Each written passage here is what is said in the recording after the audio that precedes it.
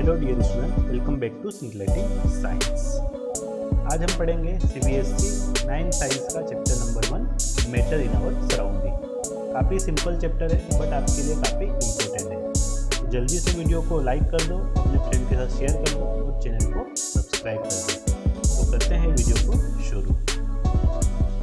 हम हमारे आसपास लार्ज वेराइटी ऑफ ऑब्जेक्ट देखते हैं जिनकी डिफरेंट शेप होती है, डिफरेंट साइज होती है और डिफरेंट टेक्सचर होता है। तो ये सभी ऑब्जेक्ट, इनफैक्ट इस यूनिवर्स में जितने भी ऑब्जेक्ट हैं, साइंटिस्ट ने उन्हें एक नाम दिया है। वो नाम क्या है? मैटर। सभी ऑब्जेक्ट को क्या कहा जाता है? मैटर। ठीक है, अब मैटर क्या होता है हम इसकी डेफिनेशन समझते हैं। मैटर क्या होता है बेटा? Matter is anything that has mass and volume. ठीक है, क्या है? दो टर्म यहाँ पे ध्यान रखना है आपको, मास और वॉल्यूम। मतलब कोई भी ऑब्जेक्ट जिसका कि मास हो कुछ भी 1 किलोग्राम, 2 किलोग्राम या कुछ भी 1 ग्राम, और वॉल्यूम मतलब कि वो स्पेस ऑक्यूपाई करता हो। ठीक है, तो क्या कह सकते हैं हम? कोई भी ऑब्जेक्ट जिसका कि मास हो और वो स्पेस ऑक्यूपाई करता हो, साथ ही हम उसे हमारे सेंस ऑर्गन, कोई से भी एक सेंस ऑर्गन से महसूस कर सकते हैं, उसे मैटर कहा जाता है। जैसे कि ये ऑब्जेक्ट है, इसका मास कितना है? 1 किलोग्राम, और ये यहाँ पर स्पेस ऑक्यूपाई कर रहा है ना, ये यहाँ पे इतनी स्पेस क्या कर रहा है? ऑक्यूपाई कर रहा है। तो ये क्या होगा? मैटर। आ गया समझ में आपको मैटर किसे कहते हैं? तो हमारे आसपास बहुत सारी चीज़ें हैं जो कि मैटर है, जैसे कि द एयर वी ब्रीथ, जिससे हम सांस लेते हैं, the food we eat, stone हो गए, क्लाउड्स हो गए, प्लैनेट्स हो गए, प्लांट्स हो गया, एनिमल्स हो गए, even single drop of water. ये सभी चीज़ें क्या है? मैटर है। आई थिंक अब आपको क्लियर हो गया होगा मैटर किसे कहा जाता है। मैटर को हम हमारी आंखों से देख भी सकते हैं, टेस्ट भी कर सकते हैं और उसे हम स्मेल या सूंघ भी सकते हैं, महसूस भी कर सकते हैं। ठीक है, इसके अलावा मैटर को न तो हम क्रिएट कर सकते हैं और न ही डिस्ट्रॉय कर सकते हैं। मैटर को सिर्फ हम एक स्टेट से दूसरी स्टेट में कन्वर्ट कर सकते हैं। तो इसी को क्या कहा जाता है? Law of conservation of mass. क्या होता है? Matters can neither created not destroy, it can be change from one form to another. जैसे कि वाटर अभी लिक्विड स्टेट में है, हम इसका टेम्परेचर कम करके इसे आइस में भी चेंज कर सकते हैं, और टेम्परेचर बढ़ाएंगे तो ये वेपर मतलब गैस में भी कन्वर्ट हो सकता है। तो इस तरीके से हमने क्या किया? उसकी स्टेट को सिर्फ चेंज किया, न तो हमने उसको क्रिएट किया और न ही उसे डिस्ट्रॉय किया। अब classification of matter.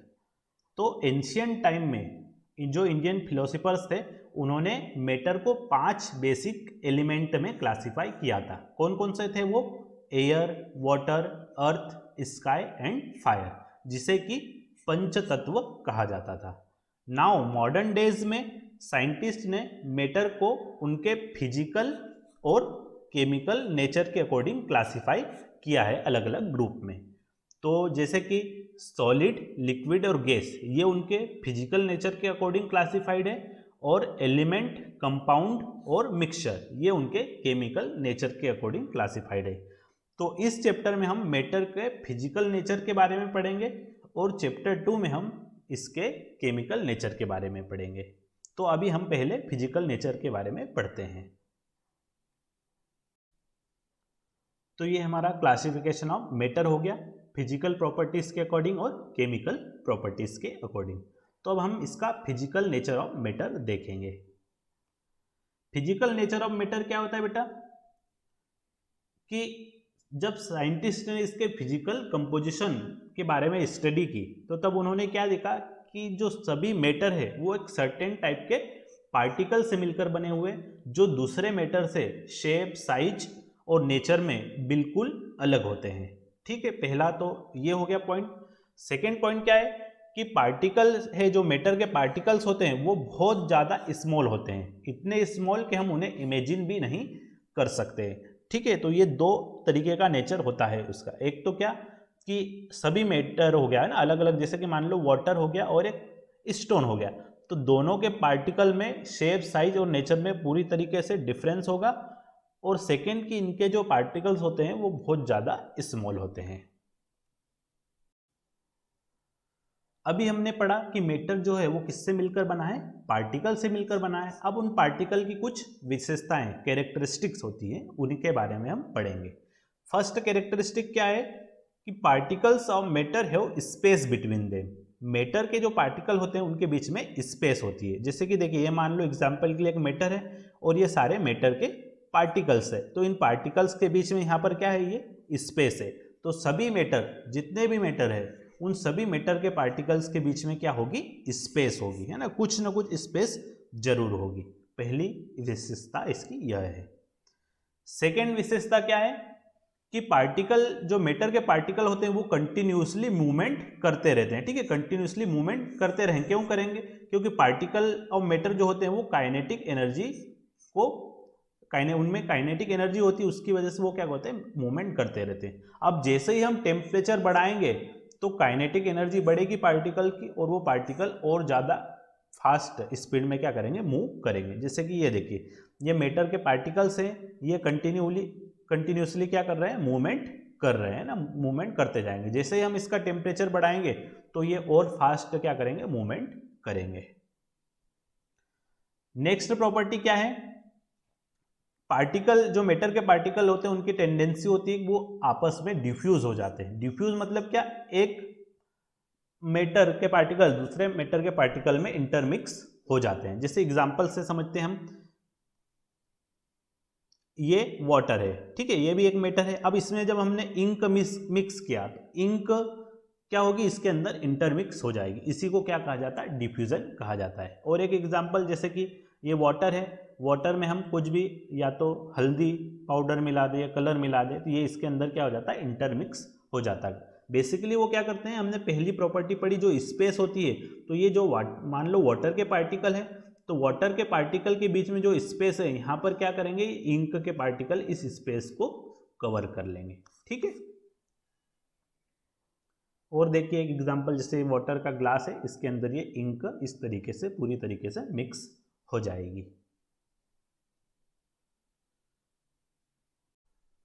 Next property है कि पार्टिकल्स ऑफ मैटर जो होते हैं वो एक दूसरे को अट्रैक्ट करते हैं। जो मैटर, एक मैटर हो गया ना, उसके पार्टिकल, एक मैटर में बहुत सारे इन्फिनाइट पार्टिकल्स होंगे, तो वो सभी पार्टिकल एक दूसरे को अट्रैक्ट करते हैं, जिसे क्या कहा जाता है, इंटरमोलिकुलर फोर्स ऑफ अट्रैक्शन कहा जाता है। जैसे कि ये देखिए, ये मैटर हो गया, इसके सारे पार्टिकल, तो ये सारे पार्टिकल जो है एक दूसरे को अट्रैक्ट करेंगे। ये वाला इसे अट्रैक्ट करेगा, ये एक दूसरे को अट्रैक्ट करेंगे, ये इसको, मतलब सारे पार्टिकल्स एक दूसरे को क्या करते हैं, अट्रैक्ट करते हैं। उसी की वजह से उस मैटर की शेप क्या होती है, आपस में मतलब शेप बनी हुई रहती है इन पार्टिकल्स के अट्रैक्शन के वजह से ही।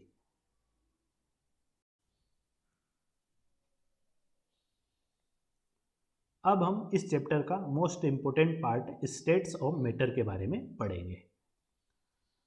Matter around us exist in 3 different state. हमारे आसपास जो भी मैटर पाया जाता है वो 3 डिफरेंट स्टेट में पाया जाता है। कौन कौन सी? सॉलिड, लिक्विड और गैस। अब हमारे मन में ये क्वेश्चन आएगा कि जो हमारे आसपास मैटर है वो अलग अलग स्टेट में क्यों पाया जाता है? तो ऐसा इसलिए होता है क्योंकि मैटर जो है वो पार्टिकल से मिलकर बना होता है, और सभी मैटर के पार्टिकल की अलग अलग कैरेक्टरिस्टिक होती है, उनमें वेरिएशन होता है। इस वजह से वो अलग अलग स्टेट में पाया जाता है ना, सॉलिड, लिक्विड और गैस। अब हम तीनों स्टेट के बारे में डिटेल में पढ़ेंगे। सबसे पहली स्टेट है हमारी सॉलिड स्टेट। सॉलिड स्टेट क्या होता है? मैटर की ऐसी स्टेट जिसकी डिफाइनाइट शेप हो और डिफाइनाइट वॉल्यूम हो, इसके साथ ही वो रिजिड हो और इनकम्प्रेसिबल हो, ऐसे सभी ऑब्जेक्ट को हम सॉलिड मटेरियल कहेंगे और इस स्टेट को सॉलिड स्टेट कहा जाता है। जैसे एग्जांपल के लिए देखिए ये एप्पल, ठीक है, एप्पल में देखिए इसकी ये डिफाइनाइट शेप है ना, ये इसकी शेप ऐसे फिक्स रहेगी और इसका वॉल्यूम भी फिक्स रहेगा, ठीक है। अब ऐसा क्यों होता है? क्योंकि जो इनके ये पार्टिकल्स होते हैं, देखिए यहाँ पर पार्टिकल अरेंजमेंट है, इनके पार्टिकल्स एकदम बहुत पास पास होते हैं, इस वजह से ये अपने शेप को फिक्स्ड डिफाइनाइट बनाकर रखते हैं, ठीक है, आ गया समझ में, ये सॉलिड स्टेट हो गया। अब हम कुछ इंपॉर्टेंट प्रॉपर्टीज के बारे में डिस्कस करेंगे, सॉलिड स्टेट की इंपॉर्टेंट प्रॉपर्टीज। फर्स्ट प्रॉपर्टी क्या है सॉलिड की? सॉलिड की डिफाइनाइट शेप होती है, डिस्टिंक्ट बाउंड्रीज होती है और फिक्स्ड वॉल्यूम होता है। मतलब कि वो एकदम नेग्लिजिबल कंप्रेसिबल होते हैं ना, मतलब हम उसे कंप्रेस नहीं कर सकते। जैसे ये बॉक्स हो गया है ना, आप देखिए इसकी डिफाइनाइट शेप है ना, सभी जगह इसके शेप फिक्स्ड है, बाउंड्रीज फिक्स्ड है और वॉल्यूम भी फिक्स्ड है। इसे हम कहीं पर भी रखें ये फिक्स्ड वॉल्यूम क्या करेगा, कवर करेगा। ऐसे ही एक और ये ऑब्जेक्ट हो गया, इसकी भी fixed shape and size volume सब होता है ना, और हम इसको कंप्रेस नहीं कर सकते ना, नॉर्मल फोर्स से कंप्रेस नहीं कर सकते हैं। ये फर्स्ट प्रॉपर्टी हो गई। सेकेंड प्रॉपर्टी क्या है? Solid have tendency to maintain their shape when subjected to outside force.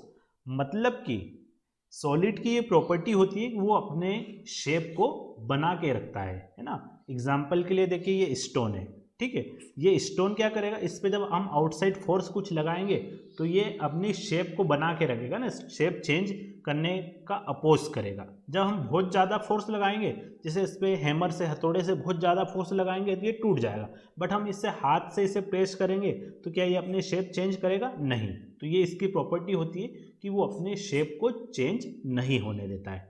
Clear? ये इसकी सेकेंड प्रॉपर्टी है।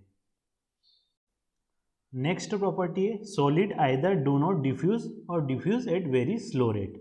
मतलब सॉलिड क्या होते हैं, या तो डिफ्यूज नहीं होते, डिफ्यूज मतलब क्या, एक दूसरे मैटर में इंटरमिक्स होना, या तो वो डिफ्यूज नहीं होते या डिफ्यूज होंगे तो बहुत स्लो रेट पे। जैसे एग्जांपल के लिए बाउल में वाटर है, अगर इसमें हम स्टोन डालेंगे, ठीक है, स्टोन डाल दें या सैंड रेड डाल देंगे तो वो क्या इसके अंदर इंटरमिक्स होगी, घुलेगी क्या? नहीं घुल पाएगी, है ना, तो वो डिफ्यूज नहीं होती है। बट अगर हम इसमें शुगर डाल देते हैं या सॉल्ट डाल देते हैं तो वो धीरे धीरे क्या हो जाएगा, घुल जाएगा, मतलब स्लोली डिफ्यूज हो जाएगा। तो आ गया समझ में, या तो वो डिफ्यूज नहीं होते बट कुछ सॉलिड होते हैं जो धीरे धीरे डिफ्यूज हो जाते हैं। नेक्स्ट प्रॉपर्टी है solid may break under force but it is difficult to change their shape so they are rigid. मतलब कि सॉलिड जो होते हैं वो क्या होते हैं, रिजिड होते हैं, हार्ड होते हैं, तो उन्हें नॉर्मल फोर्स से ब्रेक करना आसान नहीं होता, उनकी शेप चेक करना आसान नहीं होता है। बट अगर हम ज़्यादा फोर्स लगाएंगे तो ही वो क्या होंगे, ब्रेक होंगे। जैसे ये स्टोन है, स्टोन को अगर हम हाथ से प्रेस करेंगे तो वो नहीं टूटेगा, बट अगर हम हथौड़े से उसको फोर्स उसके ऊपर अप्लाई करेंगे तो वो टूट जाएगा। ठीक है, तो ये रिजिड होते हैं। रिजिड मतलब क्या, एकदम उस फिक्स्ड होते हैं ना, उसकी शेप क्या होती है, फिक्स्ड होती है। जैसे ये स्टोन हो गया, इसकी शेप फिक्स्ड है, ये हथौड़ी हो गई, इसकी शेप भी क्या है, फिक्स्ड है। नेक्स्ट प्रॉपर्टी है generally solid have higher density as compare to liquid and gas. मतलब कि सॉलिड की डेंसिटी क्या होती है, हाई होती है compare to liquid and gas. ठीक है, ये सॉलिड की प्रॉपर्टीज हो गई। अब हम लिक्विड स्टेट के बारे में पढ़ेंगे। क्या होता है liquid state? Liquid is defined as that form of matter which possess a fixed volume but have no fixed shape. मतलब मैटर के ऐसा टाइप जिसका फिक्स्ड वॉल्यूम होता है बट शेप फिक्स्ड नहीं होती है। ठीक है, फिक्स्ड वॉल्यूम होता है बट शेप फिक्स्ड नहीं होती है। ऐसा क्यों होता है? क्योंकि जो लिक्विड के पार्टिकल्स होते हैं उनके बीच में क्या होती है, स्पेस ज़्यादा होती है कंपेयर टू सॉलिड। इस वजह से वो अपना शेप फिक्स्ड बनाकर नहीं रख सकते ना। वॉल्यूम तो फिक्स्ड रखते हैं बट अपने शेप को फिक्स्ड बनाकर नहीं रख सकते हैं। और एग्जांपल, जैसे अभी वाटर इस जग के अंदर है तो इसने जग की शेप ली है, बट अगर इस वाटर को हम ग्लास के अंदर डालेंगे तो वो ग्लास की शेप ले लेगा, या नीचे जमीन पर फर्श पर डालेंगे तो वो क्या होगा, फर्श की शेप को ले लेता है। ठीक है, आगे समझ में आपको कैसे उसका वॉल्यूम तो फिक्स्ड रहेगा सभी कंडीशन में बट उसकी शेप फिक्स्ड नहीं रहेगी। वो शेप फिक्स्ड क्यों नहीं रहती है? क्योंकि उनके पार्टिकल्स के बीच में स्पेस ज़्यादा होती है। ठीक है, क्लियर? ये लिक्विड स्टेट हो गया। अब हम इसकी लिक्विड स्टेट की इंपॉर्टेंट प्रॉपर्टीज के बारे में पढ़ेंगे। फर्स्ट प्रॉपर्टी ऑफ लिक्विड है liquid do not have definite shape. मतलब कि लिक्विड की शेप डिफाइनाइट फिक्स्ड नहीं होती है, इसलिए हम लिक्विड को जिस भी कंटेनर के अंदर डालेंगे वो उस कंटेनर की शेप को ले लेता है। ठीक है, जैसे एग्जांपल के लिए ग्लास के अंदर डालेंगे हम तो वो ग्लास की शेप ले लेगा सिलेंड्रिकल, जग के अंदर डालेंगे तो जग की शेप ले लेगा। ठीक है, इस तरीके से ये लिक्विड क्या होता है, उसकी डिफाइनाइट शेप नहीं होती। और नीचे अगर हम फर्श पर डालेंगे तो वो फर्श की शेप ले लेता है। आ गया समझ में? ये फर्स्ट प्रॉपर्टी हो गई। सेकेंड प्रॉपर्टी है liquids flow and change shape so they are not rigid but can be called fluid. मतलब कि लिक्विड क्या होते हैं, फ्लो भी होते हैं और अपने शेप को चेंज भी करते हैं, इसलिए उन्हें रिजिड हम नहीं कह सकते बट उन्हें फ्लूइड कहा जाता है। फ्लूइड क्या होता है बेटा? फ्लूइड साइंस में गैसेस और लिक्विड का कॉमन नेम है ना, गैसेस और लिक्विड को हम फ्लूइड कहते हैं। जैसे कि कैसे देखिए, ये रिवर के अंदर वाटर कैसे फ्लो हो रहा है ना, तो वाटर क्या है, लिक्विड स्टेट में, तो अपनी शेप को भी चेंज कर रहा है और वो क्या कर रहा है, फ्लो भी करते जा रहा है। नेक्स्ट प्रॉपर्टी है the attraction force between the particles of liquid is greater than that of gases but less than that of solid. मतलब कि जो पार्टिकल्स होते हैं लिक्विड के, उनके बीच में फोर्स कंपेयर टू गैस अधिक होता है, गैस से तो अधिक होता है बट सॉलिड से क्या होता है, कम होता है। क्यों? जैसे देखिए, ये हो गया आपका लिक्विड, ठीक है, ये हो गया सॉलिड और ये हो गैस के पार्टिकल। अब देखिए सॉलिड के पार्टिकल्स एकदम पास में है, इसलिए यहाँ पर अट्रैक्शन फोर्स ज़्यादा होगा। लिक्विड के थोड़े दूर है तो इसमें अट्रैक्शन फोर्स कम होगा। गैसेस में और बहुत ज़्यादा दूर है, इसलिए इसमें अट्रैक्शन फोर्स सबसे कम होगा। ठीक है, ये तीनों का फोर्स ऑफ अट्रैक्शन का कंपैरिजन हो गया ना। सॉलिड में मैक्सिमम होगा, लिक्विड में उससे कम और गैसेस में सबसे कम। नेक्स्ट प्रॉपर्टी है लिक्विड्स आर ऑलमोस्ट इनकम्प्रेसिबल। जैसे सॉलिड की तरह लिक्विड भी ऑलमोस्ट क्या होता है, इनकम्प्रेसिबल। इनकम्प्रेसिबल मतलब क्या, हम उसको कंप्रेस्ड नहीं कर सकते किसी चीज में ना। जैसे कि ये देखिए इंजेक्शन हो गया, इसमें अगर यहाँ पे मान लो दवाई भरी हुई है ना, और अगर हम इसको निडल के रास्ते को बंद कर देंगे तो फिर हम इधर से इसको पिस्टन को कंप्रेस नहीं कर सकते ना। क्यों? क्योंकि इनके भी पार्टिकल्स के बीच में इतनी स्पेस नहीं होती है कि हम इसको कंप्रेस कर सकें। तो ये एक इंपॉर्टेंट प्रॉपर्टी ध्यान रखना कि सॉलिड और लिक्विड को हम कंप्रेस नहीं कर सकते हैं। नेक्स्ट प्रॉपर्टी है लिक्विड स्टेट की, density of liquid is generally less than that of solid. मतलब कि लिक्विड की डेंसिटी सॉलिड से क्या होती है, कम होती है ना। कुछ इसके एक्सेप्शन है, जैसे कि आइस है ना, आइस की डेंसिटी अधिक होती है। एग्जाम्पल है लिक्विड के water, milk, juice, kerosene, petrol, alcohol, benzene, ये सब किसके एग्जाम्पल है, लिक्विड स्टेट के एग्जाम्पल है।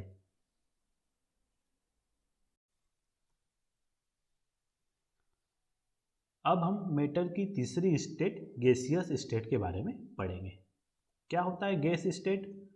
Gases can be defined as that form matter which possess high compressibility and hence has neither definite shape nor definite volume.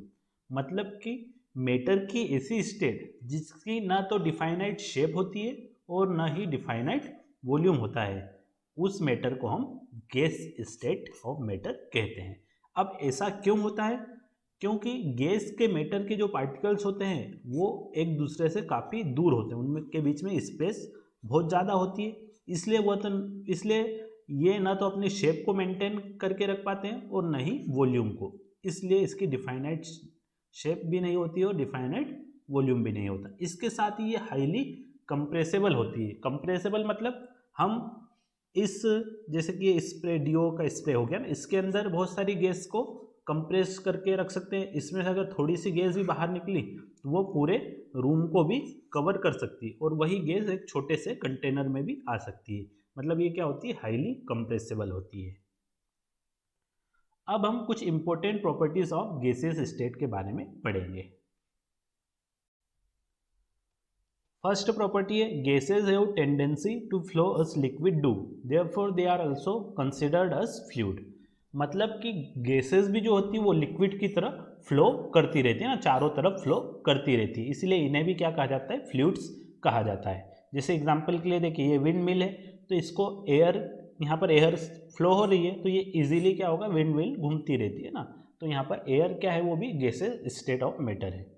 Next property है gases are highly compressible. जो gas होती है वो क्या होती है, हाईली कंप्रेसिबल होती है।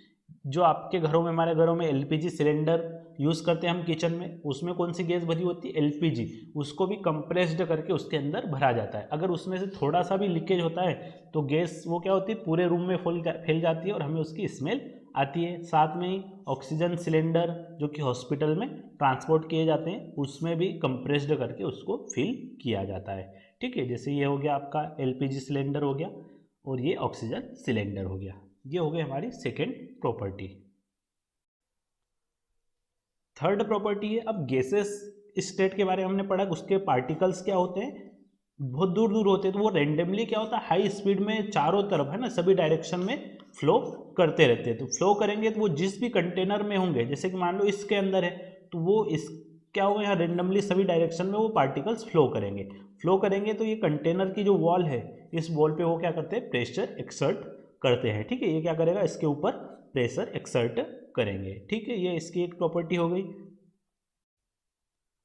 नेक्स्ट प्रॉपर्टी है the density of gases is minimum. जो गैसेज होती है उसकी डेंसिटी क्या होती है, minimum compare to solid and liquid. अगर सेम अमाउंट ऑफ हो वॉल्यूम हो ना, मतलब 1 किलोग्राम मान लो क्या हो, सॉलिड हो, लिक्विड हो और गैस हो, तो इन तीनों का कंपैरिजन में गैस की डेंसिटी क्या होगी, सबसे कम होगी। तो ये important property of gas state हो गई। अब हम हमारे आगे के टॉपिक की ओर बढ़ते हैं।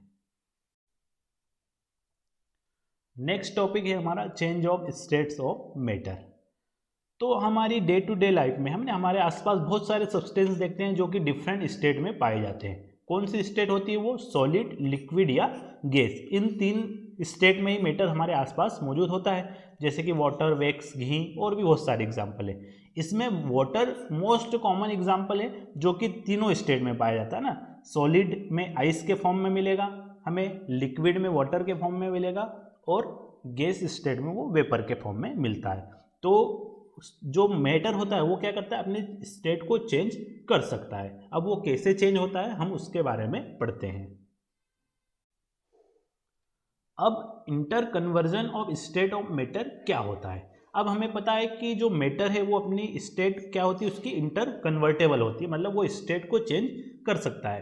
तो वही the phenomenon of change of matter from one state to another and back to original state by altering the condition of temperature and pressure is called the interconversion of state of matter.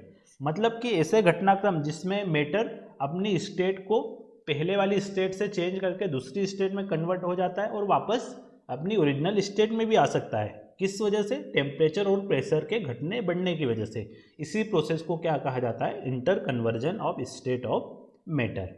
तो उसके लिए 2 factor responsible होते हैं। कौन, एक तो change of temperature responsible होता है और एक चेंज इन प्रेशर।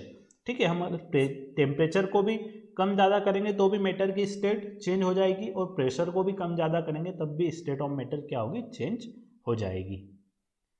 अब कुछ टर्म्स इन्वॉल्व है जो चेंज ऑफ स्टेट में हम यूज होती है ना। कौन कौन सी, एक तो फ्यूजन और melting and melting point, boiling and boiling point, sublimation, vaporisation, freezing and freezing point और कंडेंसेशन। ये 6 टर्म्स है। अब हम 6 टर्म्स को डिटेल में पढ़ेंगे कैसे इनके द्वारा स्टेट ऑफ मैटर चेंज होता है। फर्स्ट प्रोसेस है फ्यूजन और मेल्टिंग एंड मेल्टिंग पॉइंट। क्या होता है ये, the process of conversion of matter from its solid state to liquid state. मतलब कि मैटर का सॉलिड स्टेट से लिक्विड स्टेट में चेंज होना at specific temperature and pressure, उसी को क्या कहा जाता है, फ्यूजन या मेल्टिंग। जैसे कि देखिए ये आइस है, अभी आइस कौन सी स्टेट में, सॉलिड स्टेट में। अगर हम टेम्परेचर को इंक्रीज करेंगे, इसको हीट देंगे ना, टेम्परेचर हमने क्या करा, बढ़ाया, तो ये आइस क्या होगी, मेल्ट होके लिक्विड में कन्वर्ट हो जाएगी। तो इसी को क्या कहा जाता है, फ्यूजन या मेल्टिंग। ठीक है, आइस मेल्ट होके, आइस सॉलिड थी, सॉलिड मेल्ट होके किस में कन्वर्ट हो गया, लिक्विड, मतलब वाटर में हो गया। ये हमारी फर्स्ट टर्म है क्या, फ्यूजन और मेल्टिंग। सेकेंड प्रोसेस है बॉइलिंग एंड बॉइलिंग पॉइंट। इसमें क्या होता है, the process of conversion of matter from its liquid state to vapour. मतलब कि ऐसी प्रोसेस जिसमें लिक्विड स्टेट चेंज होके किस में कन्वर्ट होगी, गैस स्टेट में eight specific condition of temperature and pressure, जिसे बॉइलिंग कहा जाता है। तो इसमें क्या किया जाता है, टेम्परेचर को बढ़ाया जाएगा, टेम्परेचर बढ़ाएंगे तो लिक्विड गर्म होके किस में कन्वर्ट हो जाएगा, गैस स्टेट में। इसके साथ आपको ये ध्यान रखना है कि जो बॉइलिंग होता है वो बल्क फेनोमेना होता है। बल्क मतलब उसके बॉटम से चालू होता है। जैसे एग्जांपल के लिए देखिए, ये बर्नर हो गया, ठीक है। बर्नर के ऊपर हमने मान लो ये केटली रख दी, केटली में अगर पानी गर्म हो रहा है तो गर्म कहाँ से होगा, उसके बॉटम से, मतलब ये बल्क फेनोमेना है। और वाटर लिक्विड स्टेट में है, वो लिक्विड गर्म होने के बाद किस में कन्वर्ट हो जाएगा, वेपर में कन्वर्ट हो जाएगा। आ गया समझ में। थर्ड प्रोसेस है सब्लिमेशन। सब्लिमेशन क्या होता है, the process of change of solid state directly into gas state. Solid state का डायरेक्टली किस में कन्वर्ट होना, गैस स्टेट में, ठीक है। सॉलिड से लिक्विड में चेंज नहीं हो रहा है, डायरेक्टली गैस स्टेट में चेंज होते हैं, उस प्रोसेस को सब्लिमेशन कहा जाता है। जैसे इसके सबसे कॉमन एग्जांपल है कपूर का। हम घर में पूजा करते हैं, कपूर जलाते हैं, आपने देखा होगा कपूर किस में होता है, सॉलिड स्टेट में। जैसे ही वो जलेगा तो वो लिक्विड में कन्वर्ट नहीं होता है, डायरेक्ट किस में कन्वर्ट हो जाता है, गैस में, वेपर में कन्वर्ट हो जाता है। इसी को क्या कहा जाता है, इस प्रोसेस को सब्लिमेशन। आ गया समझ में आपको। फोर्थ प्रोसेस है वेपोराइजेशन। वेपोराइजेशन क्या होता है, the process of conversion of matter from its liquid state to gaseous state at specific condition of temperature and pressure is called vaporisation. Vaporisation में भी मैटर क्या होता है, लिक्विड स्टेट से किसमें, गैस में कन्वर्ट होता है, ठीक है। बट वो बॉइलिंग से पहले, जैसे हमने बॉइलिंग पढ़ा था, बॉइलिंग में वाटर जैसे 100 डिग्री सेल्सियस पर बॉइल होता है, तब वो वेपर में कन्वर्ट होता है। यहाँ पर नॉर्मल टेम्परेचर पे भी क्या होगा, वो वेपर में कन्वर्ट होने लग जाता है ना, इसे वेपोराइजेशन प्रोसेस कहा जाता है। नेक्स्ट है freezing and freezing point. Freezing में क्या होता है, the process of conversion of matter from its liquid state to solid state, मतलब कि लिक्विड स्टेट से मैटर का किसमें कन्वर्ट होना, सॉलिड स्टेट में, eight specific condition of temperature and pressure, इसे फ्रीजिंग कहा जाता है। ये आप रिवर्स प्रोसेस हो गई किसकी, फ्यूजन या मेल्टिंग की। फ्यूजन मेल्टिंग में क्या होता है, आपका मैटर सॉलिड से लिक्विड में कन्वर्ट होता है, और फ्रीजिंग में लिक्विड से सॉलिड में कन्वर्ट होता है। जैसे सबसे कॉमन एग्जांपल आइस है ना, हम फ्रिज में पानी रखते हैं और उसे फ्रीजिंग करते हैं तो वो किस में कन्वर्ट हो जाएगा, आइस में कन्वर्ट हो जाता है। तो ये आपकी कौन सी प्रोसेस हो गई, फ्रीजिंग से आप लिक्विड स्टेट को सॉलिड में कन्वर्ट कर सकते हैं। इसमें हमें टेम्परेचर को डाउन करना पड़ेगा। नेक्स्ट है कंडेंसेशन। कंडेंसेशन क्या होता है, the process of conversion of matter from its gases state to liquid state. Gas state से मैटर का लिक्विड स्टेट में कन्वर्ट होना, इस प्रोसेस को क्या कहा जाता है, कंडेंसेशन। जो हमारी रेन होती है ना, रेन वो किस प्रोसेस के थ्रू होती है, कंडेंसेशन के प्रोसेस के थ्रू होती है। जैसे वेपर है ना, वाटर वेपर बन के ऊपर जाता है और वो कंडेंस होगा, वहाँ पे ठंडा होता है, उससे वो पानी की बूंदें बन के रेन होती है। और एग्जाम्पल जैसे हम फ्रिज का पानी ग्लास के अंदर डालते हैं ना, तो ग्लास के अंदर डालने पर हम क्या देखते हैं कि जो ग्लास के बाहर के साइड भी पानी की क्या होती है, छोटी छोटी बूंदें बन जाती है। वो क्यों होती है, क्योंकि एटमॉस्फेयर में क्या होती है, वाटर वेपर होती है, वो वेपर कंडेंस होके पानी की बूंदें बन जाती है ना। ये प्रोसेस क्या हो गई आपकी, कंडेंसेशन। गैसेस से किस में कन्वर्ट होना, लिक्विड स्टेट में कन्वर्ट होना। अब हम स्केल ऑफ मेजरिंग टेम्परेचर पढ़ेंगे। अब टेम्परेचर को भी अलग अलग स्केल पे क्या किया जाता है, मेजर किया जाता है। जैसे कि केल्विन स्केल हो गया है ना, आपका सेल्सियस स्केल हो गया, केल्विन स्केल, सेल्सियस स्केल और फ़ारेनहाइट स्केल। सबसे कॉमनली इसे सेल्सियस का यूज़ किया जाता है, बट एसआई है ना, जो एसआई इंटरनेशनल लेवल पर किसका यूज़ किया जाता है, केल्विन स्केल का यूज़ किया जाता है। अब हम इवापोरेशन के बारे में पढ़ेंगे। क्या होता है evaporation, the process of conversion of liquid into its vapour state at any temperature below it's boiling point is called evaporation. Evaporation क्या होता है, लिक्विड स्टेट का वेपर स्टेट में कन्वर्ट होना, बट उसका टेम्परेचर बॉइलिंग पॉइंट से क्या होगा, कम।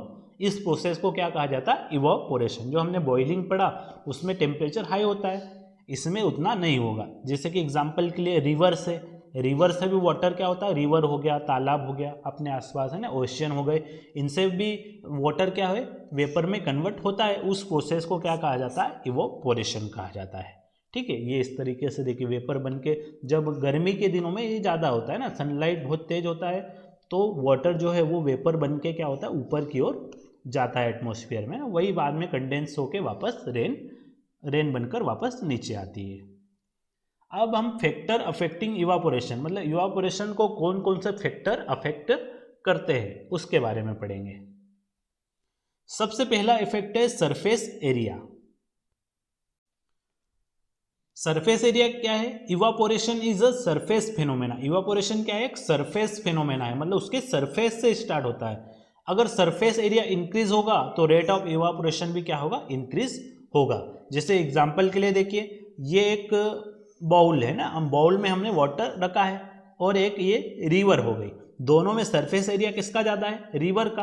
तो रिवर से ज़्यादा अमाउंट में क्या होगा, वाटर वेपर बन के उड़ेगा कंपेयर टू इस बाउल से। और इसका एग्जाम्पल है, जैसे हम क्लॉथ्स को सुखाने के लिए रखते हैं तो उनको क्या करते हैं, फैला के रखते हैं। फैला के रखने में सरफेस एरिया बढ़ जाएगा तो उससे कपड़े आसानी से सूख जाएंगे। अगर हम उसको इकट्ठा ही रखेंगे तो कपड़े जल्दी नहीं सूखेंगे। ये पहला इफेक्ट हो गया सरफेस एरिया। सेकेंड है टेम्परेचर। टेम्परेचर में भी क्या होता है कि अगर टेम्परेचर बढ़ेगा तो इवापोरेशन रेट भी क्या होगा, बढ़ेगा। ठीक है, जैसे कि गर्मी के दिनों में हम देखते हैं, गर्मी के दिनों में क्या होगा, इवापोरेशन बहुत ज़्यादा होता है ना। समर में रिवर्स पॉन्ड्स हम देखते हैं सूख के बहुत छोटे हो जाते हैं। क्यों, क्योंकि टेम्परेचर ज़्यादा होता है, उस वजह से वाटर है वेपर बन के बहुत जल्दी ऊपर जाएगा, है ना। कंपेयर टू विंटर या क्लाउडी डेज में बहुत कम होता है। थर्ड है ह्यूमिडिटी। ह्यूमिडिटी भी इवापोरेशन को अफेक्ट करेगी। अगर देखिए हमारे आसपास जो भी एटमॉस्फेयर है ना, उसमें एक डिफाइनाइट अमाउंट में वाटर वेपर होती है। अगर वाटर वेपर बहुत ज़्यादा होगी तो इवापोरेशन कम हो जाएगा, क्योंकि एटमॉस्फेयर उससे ज़्यादा अमाउंट में वाटर वेपर को होल्ड नहीं कर पाएगा। तो इसलिए हम देखते हैं कि बारिश के दिनों में क्या होता है कि एटमॉस्फेयर में बहुत ज़्यादा वाटर वेपर होती है, ह्यूमिडिटी बहुत ज़्यादा होती है, तो हम कपड़े बहुत धीरे सूखते हैं। कंपेयर टू गर्मी के दिनों में एटमॉस्फेयर में वाटर वेपर बहुत कम होती है, तो हमारे कपड़े बहुत जल्दी सूख जाते हैं। तो ह्यूमिडिटी का भी इवापोरेशन पे क्या होता है, अफेक्ट होता है। अगर ह्यूमिडिटी एटमॉस्फेयर में ज़्यादा होगी तो इवापोरेशन का रेट कम हो जाएगा, अगर ह्यूमिडिटी कम होगी तो इवापोरेशन ज़्यादा हो जाएगा। नेक्स्ट है विंड स्पीड। विंड स्पीड भी आपका इवापोरेशन को क्या करती है, अफेक्ट करती है। अगर गर्मी के दिनों में विंड स्पीड अच्छी तेज होगी तो कपड़े जल्दी सूख जाते हैं, मतलब विंड स्पीड अच्छी तेज होगी तो वाटर वेपर, एक जगह की वाटर वेपर क्या होती है दूसरी जगह चली जाती है ना, उस वजह से कपड़े जल्दी सूख जाएंगे। और अगर विंड स्पीड बहुत कम होगी तो इवापोरेशन का रेट भी क्या हो जाएगा, कम हो जाता है। ये फैक्टर हो गए जो इंपॉर्टेंट फैक्टर जो इवापोरेशन को अफेक्ट करते हैं। इसके बाद हम नेक्स्ट पढ़ेंगे प्लाज्मा एंड बोस-आइंस्टीन कंडेंसेट। अब हमने 3 स्टेट के बारे में पढ़ा था, सॉलिड, लिक्विड और गैस। इसके अलावा भी 2 स्टेट और होती है मैटर की, प्लाज्मा और बोस-आइंस्टीन कंडेंसेट। अब प्लाज्मा क्या होता है, these states consist of super energetic and super excited particle. ये स्टेट में सुपर एनर्जेटिक और सुपर एक्साइटेड पार्टिकल होते हैं in the form of ionised gas. जैसे कि ये कहाँ होता है इसका फॉर्मेशन, आपका नियॉन साइन बल्ब्स हो गए या है ना फ्लोरोसेंट ट्यूब हो गई। इसके अंदर फ्लोरोसेंट ट्यूब के अंदर हीलियम गैस होती है और नियॉन बल्ब के अंदर नियॉन गैस होती है। अब होता क्या है, जब इलेक्ट्रिक एनर्जी इसके अंदर से फ्लो करेगी तो गैस क्या हो जाएगी, आयोनाइज्ड हो जाएगी। उसकी वजह से अंदर क्या होगा, प्लाज्मा है ना क्रिएट होगा। और वो प्लाज्मा क्या करता है, लाइटिंग इफेक्ट देता है। वो किसके ऊपर डिपेंड करेगा, नेचर ऑफ द गैस है ना, वो गैस कौन सी है उसके नेचर के अकॉर्डिंग हमें स्पेशल कलर दिखाई देते हैं। जो हमारा सन होता है, स्टार होता है, वो सभी किसकी वजह से ग्लो करते हुए दिखाई देते हैं हमें, प्लाज्मा, क्योंकि उनके अंदर भी प्लाज्मा बनता है। नेक्स्ट है बोस-आइंस्टीन कंडेंसेट। अब 1920 में क्या होता है, जो हमारे इंडियन फिजिसिस्ट थे सत्येंद्र नाथ बोस, उन्होंने कुछ कैलकुलेशन किए थे 5th स्टेट ऑफ मैटर के लिए। उनके कैलकुलेशन के बेस्ड पर अल्बर्ट आइंस्टाइन ने क्या प्रिडिक्ट किया था, न्यू स्टेट ऑफ मैटर। जिसे क्या कहा गया, बोस आइंस्टीन कंडेंसेट। ठीक है, इसमें क्या होता है, जो गैस को बहुत ज़्यादा एक्सट्रीमली लो डेंसिटी पे, कहा कितनी 100,000 टाइम लेस डेंसिटी पे रखा जाता है, तो उसमें क्या सुपर लो टेम्परेचर पे ये स्टेट क्रिएट होती है। 2001 में एरिक ए कॉर्नेल, वोल्फगैंग कैट्रेल और कार्ल ई वियमन यूएसए, इनको बोस आइंस्टीन कंडेंसेट स्टेट को अचीव करने के लिए नोबेल प्राइज़ मिला था। तो ये यहाँ पर इस चैप्टर का एंड होता है। आपको कैसा लगा चैप्टर? अगर वीडियो अच्छा लगा तो वीडियो को लाइक करिए, अपने फ्रेंड के साथ शेयर करिए और कमेंट करके हमें जो भी आप सजेशन देना चाहते हैं वो दीजिए। और चैनल को अगर अभी तक सब्सक्राइब नहीं किया तो चैनल को सब्सक्राइब कर लीजिए। मिलते हैं अगले वीडियो के साथ। Till then, goodbye and take care.